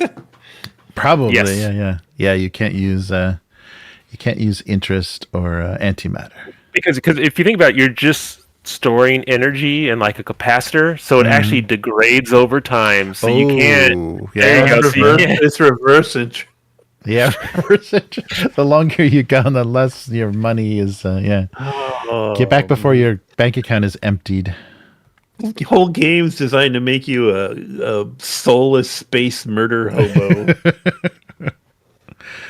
Oh, interesting. And yeah, so advanced anchor. So after you lose them, you can have a memorial dedicated to your anchor, a biography, a movie, a museum exhibit, a namesake, and create a new anchor. I guess, yeah, you can always have more children. You just come back and keep having children. Wow. So there's our glossary. They've got a little index here. So no starting adventure or anything. It does seem like, wow, look at that character sheet. Jeez. Well, you got to have room for all your suits. Yeah, gray and gray on gray. And your walking assault rifle. Yeah. Oh, can you get a suit for your assault rifle? If it's got legs, it can wear a suit, I'm sure. And a helmet. But the dolphin's in a wheelbarrow, but your gun has legs. What's going on here? You're all riding on the back of a giant tiger. Yeah, that character sheet is very poorly executed. All right, for those of you who look up at the skies with wonder, who love great stories and want to explore the unknown, we thank you for your curiosity. Good luck trying to play this game. Thank you to our team, with the real travelers of Exodus. All right, yeah. So there's their little promo image. Weird. So there isn't. I mean, they did an actual play, but it's actually the designer of the game. So I'm sure he has lots of good ideas about what happens here. But how would you even try to run something with this? You could make characters, but yeah, there wasn't even like adventure hook generators or anything. Yeah, and even like tables to generate. Yeah, tables to or NPC generators. Yeah, you would really have to, I guess, just there's a Hawkman mace. That's important. Yes, you've got the energy mace. So yeah, this, I wonder if the other two books are ever going to come out. We'll see how that video game goes. Yeah, right. Yeah, I think that'll have a lot to do with it if people pick that up or don't. So this is really odd. Yeah, this is a really weird little artifact. I think this is going to sit on the shelf by itself for a very long time, and I don't think we're going to be creating characters. This feels like it was a line item in the budget for the video game, and so it just kind of happened. You know what I mean? Like it doesn't feel like anyone, an executive at Hasbro, was like, yeah, we got to do a tabletop role-playing game for this. Right. Especially because when's the video game coming out, if ever? Yeah, I don't think there's a it's been in production for a few years. I don't think there's a release date yet, so there's still yeah. Like, I can understand if the game had come out, then releasing a thing that's like, because the thing is this has a very definitive setting, right? It has whatever this Exodus' setting is, but I don't feel like there's going to be enough in that book to make you feel like you understand it. Yeah. And so if you haven't played the game or have some other piece of media, like, for instance, you can watch Dune or read the Dune books and then play a Dune RPG. Or you could even not done any of those things like I did, and get the gist of what's happening because you've seen some type of media of it. But as opposed to, like, to me, traditional D&D type stuff where the setting is, it's fantasy and there's elves and that's, like, go make your own thing. This feels like it wants you to do, like with the time dilation, it wants you to do its setting. But there's no pull for that specific setting. It doesn't seem like the setting is what's front and center to me in the book. But maybe I'm misinterpreting it from the page flips we've done. Maybe it's incredibly detailed on the setting, and that's what the whole thing is. Yeah, I don't know. It seems like it's all over the place, and it's its inspirations and things it's borrowing from don't quite mesh together. It would be better to maybe kind of limit things, to this is these are the green tree people culture, and here's the desert culture. Just something so you have like something to grab onto, as far as what these kind of celestial cultures were. Because it seems like they'd be anything, and they can kind of shape themselves in anything, do anything. Yeah, or it feels like the back quarter of the book or something like that should have been charts or something like that are leading, or a bunch of concept type things. Yeah, the fact that there's no adventure in here and no setup thing makes it very hard to.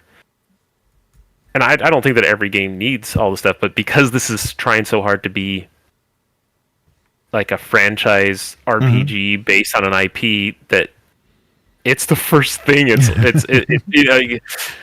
doesn't have anything to represent it, which is what's weird to me. Yeah. It is weird that this came out before. Yeah, it's very odd. And they just grabbed all this like kind of random concept art to illustrate, the game system. It's very strange. So I'm looking at the release date, and previously they said second quarter of 2025. Seems pretty optimistic. Maybe holiday 2025, probably first quarter 2026. And the last thing they've said is some point in 2026. So I don't think they're anywhere near where they need to be. And the other thing that I feel like we've kind of seen a lot of the different pieces of the setting, and I've watched a few of the videos kind of putting together like how the game's going to work and things. So it seems like they have this big world, and then once you're actually playing it, it's going to get real small. Like, everything that you're doing is going to be very linear and very, I guess it's based in this endless, Centauri cluster of possibilities, but it probably is going to feel just very traditional and very, okay, so we're going into a cave this time, or is it the ruins of a weird alien palace? Where are we going? Yeah. Yeah, because it seems like each mission is going to be, or like I'm going to call them missions, is basically, here's the space widget, go get it, right? Is like the setup for all of them, which, I mean, that's the default fantasy thing, right? Oh, it's a dragon's going to attack us, go get the dragon slaying sword or whatever it is. This is, the magnosphere is collapsing on our planet, go find this ancient alien device that's going to do the Highlander 2 greenhouse effect thing around our planet to save us or whatever. But and I think that can be a fine drive, but again, for me, I just feel like it. From what we've seen, it feels like I don't know what the IP is. So unless you're the handful of people, right, who are like really excited about this thing that hasn't come out yet, and I'm sure there's definitely Exodus people who are like, oh my god, that's gonna be my game, I'm gonna get it. But that's such a small niche thing to focus on. The people who are excited about something that hasn't even come out yet, to then sell an RPG book, which is always going to be a 5 to 10% max slice of the people who are interested in that thing. Yeah. This really feels like they maybe should have just bit the bullet on the cost and waited and released this at the same time or 6 months after or something the game came out. Yeah, it is. It's really, because this, there was a lot of production that went into this. This couldn't have, this took quite a team to, lay all this out and play test the rules and everything. So yeah, it's odd. I don't think this is going to build any excitement for the game's release. This doesn't make me curious about the game. It just makes me wonder why you would like want to make Mass Effect and take all the aliens out. It's like, okay, yeah. Well, I do appreciate, so not knowing anything about it at all, I do appreciate that I feel like they're trying to do a hard sci-fi thing instead of a soft sci-fi thing, where it's like, all right, we're going to say that there's no alien life, so what does it mean? It means everything we run into has to be humans and what humans have done to the galaxy and messed up. All right, well, what about Fast and Light Time? Well, let's do time dilation. Okay, well, let's just go with that as a thing and like write it. That stuff seems neat. It's just that then but then what you're doing is you're doing a treasure hunt from it, and I don't know. Yeah, it doesn't quite line up with me. But maybe we should all make characters and play this every week for a year and see what we really think when we get all done. Maybe you should shut the hell up. Yeah, it's very odd, and I can see kind of what they were trying to do, and especially why they would want to bring it to the tabletop, because they are trying to do this, like there are fallen cultures, there is this past, and you can find these relics in this, like, magic, this forgotten technology, which is magical for you as humans in arc ships from Earth. But yeah, there's just nothing. There's just not enough there, and it doesn't have its own a strong enough identity. It's yeah, because they didn't go all in with like the weird like NASA punk kind of thing where it's like really old, kind of messed up, technology you're trying to get to, get you through the galaxy, and the things that you're facing are like unknowable and bizarre, but somehow your character can have some affinity with them. They can control silicate, or they can wield these weapons. Yeah. Interesting. Well, thank you guys so much for hanging in there. I wanted to spring this on Matt because I knew Matt would really hate this, and I thought it would be a fun thing to see what they were even trying to do. And this does feel like a real half attempt to to make a book. This is just like something that would be in the limited edition collector's version of the game. You get the RPG book, and you get the encyclopedia, and you get a little statue of the bear, with the backpack. It seems like one of those like extras that they would put together. It doesn't seem like it's its own thing. So hate is a strong word. Okay. But not strong enough. Dislike, bias, skepticism, dark amusement. But hate requires like an expenditure of energy, and I just don't have the kilowatt hours for that right now. Yeah, but for the price, I mean, this was, wasn't a retail item. This was like a weird special order, like join the email list club item. This is actually a pretty nice book. This is a $28 book, and it's like completely full cover, like really nice quality pages, nice glossy, really heavy pages. So this is they didn't have to do something this nice for what this is. So interesting. Yeah.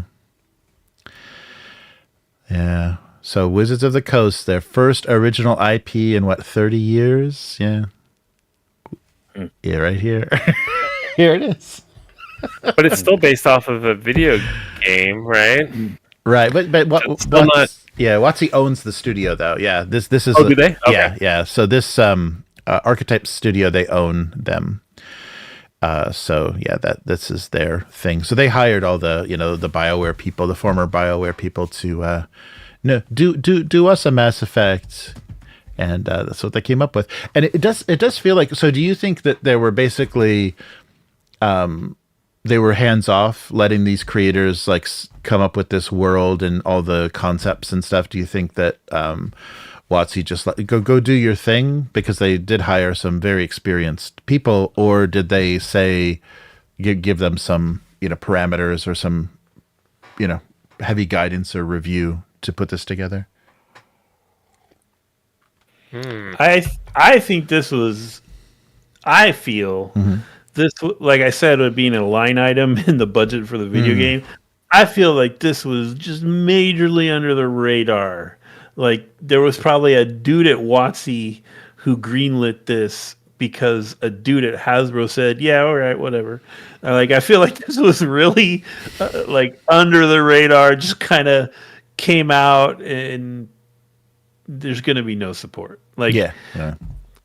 Speaking from WotC's other non-role-playing properties, and Will can back me up on this. Like they have a terrible history of inventing a game or putting out a game and then just letting it die. Oh yeah. I mean, the good thing is that none of the people who made those decisions probably work there anymore, Matt. So it's probably an entirely different group of people that are making these decisions. Yeah, that's really true. Well, yeah, and I wonder what the uptime is to put this out, because like mechanically, I feel like it's going to be 5e. So it's about making a few classes and doing some stuff. And having not flipped through the book, I don't know how different those classes are mechanically from D&D classes, as much as stuff reflavored and removed around. So I'm wondering if this is something though that maybe like 2 years ago, before the OGL stuff, and before when Wizards was going, all right, we're going to release a new edition of D&D, and we're going to have this online like thing we're doing, and like we're going to do all the stuff, we're going big, so let's start grabbing every IP we can and making a role-playing game for it. And maybe this was the first thing that they started doing that with, and then they're like, well, we're already in the system, and like Matt's saying, it's kind of flying under the radar. And well, I mean, that maybe that's why it's being released right now, is they're kind of doing the whole like, oh, well, this isn't going to happen, so let's just get it out of the way instead of holding on to this thing and trying to release it later or forget about it. Maybe we can recoup $10 of what we spent or something on it by releasing it right now. And I wonder if that's what this is like, this was maybe at one point when they were still flying high and they were like, okay, we're going to make D&D a $4 billion IP. Let's start making every single role-playing game we can because it's the same exact system and everything. Let's start going. And this was, as soon as they did that, and then the wheels fell off, and like, maybe we're just going to back out of all this. But yeah, I really have a feeling that this is just going to be an artifact. This will be a remnant artifact that we'll look at, 20 years from now and say, wow, remember when WotC thought they could do sci-fi again? That company we've remembered from so long ago. Yeah, because I feel like, I mean, let's see, Wizards did Alternity, right? Have they done a sci-fi thing since Alternity? Like original sci-fi thing since Alternity? Oh, original? No. They tried to do Spelljammer again, and yeah, they kind of that's I don't even know what that is. I wouldn't call it sci-fi, but and you just showed me why it was not a raging success. Yeah. It's funny because if this would have been a piece of the plan, like if they would have had Sigil working and supported 5e with it, had this walled garden where you could only buy access and adventures, digitally play online, and then plug this in with all the digital assets they'd have from making a video game, this could have been a gorgeous 3D VTT, the stuff they could have done with this, because they already have the digital assets. They could have modified all of that stuff to be used. So they just abandoned. All the plans are falling apart. All these former Microsoft people are doing things that are suggesting things or directions that they're never going to be able to follow through with. So it would be kind of fun, like thing to do is run a Traveler campaign, because Traveler is big on monitoring the tech levels of planets, so different systems might have slightly different tech levels or whatever. It would be hilarious to run a Traveler campaign and put all this bullshit into one corner of a map and just show up with your awesome Jump 5 Far Trader and be like, what time dilation? What is this, you little bitches? What do you mean you got no aliens? Here come some aliens. Just show up in the Exodus arm of the galaxy. Yeah. So this is an odd attempt, and we'll see if they're because they're going to be in a weird position. Releasing next year is the end of a console cycle. I think the PS5 is done and the Xbox is done, so they're gonna have to rely on PC sales for this. And I think this is a console game. It looks very action oriented. So they might not be releasing this at a good time at all. So it'll be funny what they come up with, and then how quickly they'll shutter the studio. Archetype Entertainment gets closed down. They just they book those losses. Yeah, because they pulled the plug on their film development arm. Yeah, that would really suck to see how fast it goes. But yes, surprising. When the companies are only interested in 1,000% profits, it makes it very hard to do anything sustainably. Right. Yeah, and all of this was just motivated by the success of Baldur's Gate, the Baldur's Gate 3. It's just like, oh my God, from that license, we made so much money. Why don't we, do something original and try to keep it all. But you've got to have people with a or at least structure the team with a vision and give some people some total creative control, and not just Mass Effect with the serial number filed off. Stay after you do your official close. Stay on for a moment. There's a question from Carolina. So. Oh, okay. Cool. All right. Well, excellent. So yeah, thanks for joining us. I thought it would be fun for the three of us to take a look. And thank you, Will. I'm glad you were free. That was a good idea Matt had to get you in on it, because it would have just been me torturing Matt with this with this silly traveler lookalike. Yeah, so thank you for joining us. We will be back tomorrow with some more Fallout, the actual play series where we're doing the 2D20 Fallout campaign. And this has been Exodus. So Wizards of the Coast return to sci-fi. This, of course, is going to be a video game. It's going to be released as a console PC game. But this is the tabletop RPG that they may or may not support in connection to that release. So thanks for joining us, and we'll be back again soon. Goodbye. Bye. Bye, everybody.